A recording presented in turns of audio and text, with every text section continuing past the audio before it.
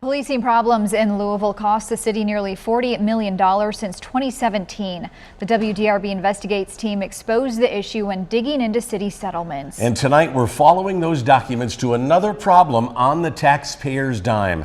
As WDRB's Gilbert Corsi shows us, Louisville's being sued by its own employees and paying millions. So I've been angry, I've been upset, I've experienced depression. They say don't get mad. How they treated me. Get even. And I didn't deserve that. Nobody deserved that. Mary Susan Ward says that's what kept her going. There was times where I laid in the bed and just cried, laid in bed all day. And because, it was... As she fought Metro Louisville in court, I'm not gonna go. For 7 years. The saying is you can't fight City Hall. The former human resources rep for the health department. I've seen and processed a lot of increases. Complained to Metro Louisville HR that white health department employees received significant raises without new titles or responsibilities. 10% at a time sometimes. And Ward says when she asked for her own big raise in 2015, it was denied. Do not treat me different because of the color of my skin. From there, her days were numbered. I felt like my boss was harassing me, trying to intimidate me. Then she started talking about, people been complaining about you. Frustrated, Ward says she threatened to quit. And I called Human Resources, and I told them what had just happened. I said, I'm just going to resign. She said, no, you don't have to. You do not have to resign from your position. Don't do that. She said, I promise you, we're working on it. But the next day, I was escorted out of the building. That was the worst experience I've ever had with any job in my life.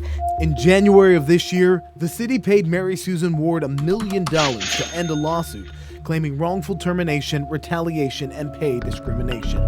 An ongoing WDRB investigation uncovered the rising costs of city settlements, nearly $40 million for LMPD-related cases alone since 2017. So much the city lost its safety net. No outside insurance company will give Metro Louisville a policy for excess coverage, meaning these high-dollar cases now fall more on the taxpayers. We, the jury, award plaintiff Mary Susan Ward. The figure is $850,000. Ward's case may be a bellwether. The city lost at trial in 2018, but the verdict was overturned on appeal.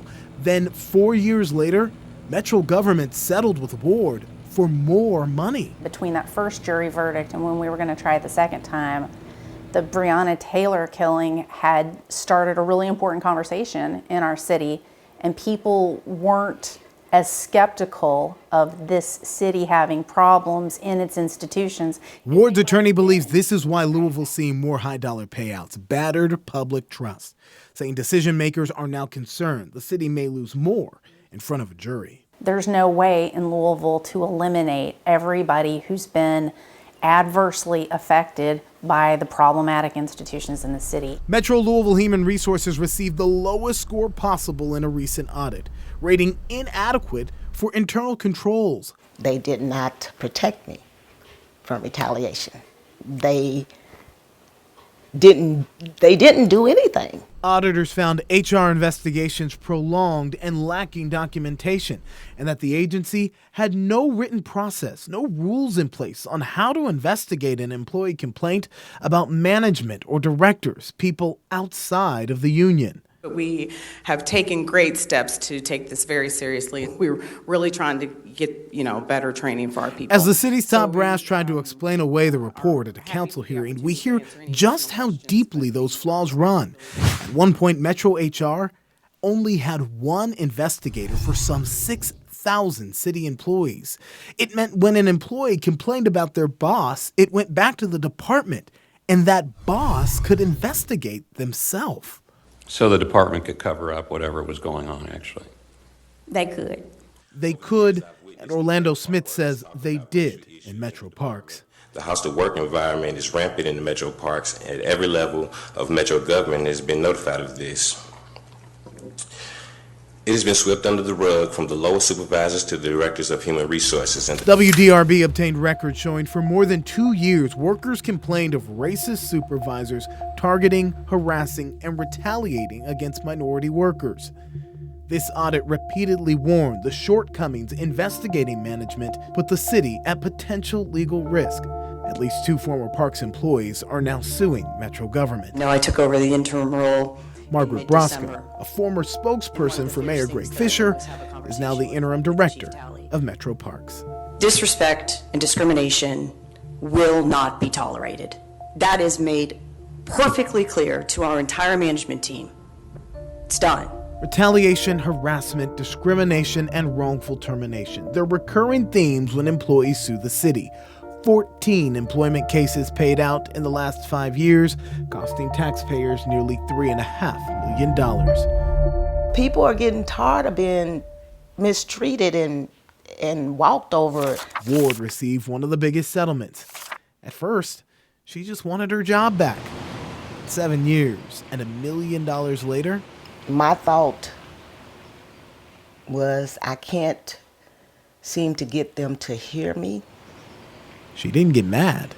And of course, money talks. She got even. Metro HR says it has fully embraced the city audit and started implementing the recommended changes, which include revising standard operating procedures and guidelines for how to investigate non-union complaints, improving training for compliance investigators, and providing the results of those investigations to the complainants and their directors. After our deadline, when this story was complete, Metro Louisville's chief of community building, who oversees the Parks Department, agreed to a sit-down interview. Hear what he says he's done to fix problems next on WDRB News at 11. And if you have a story you think the Investigates team should look into, you can email us at investigate@wdrb.com or call 502-322-1297. Gilbert Coursey, WDRB News.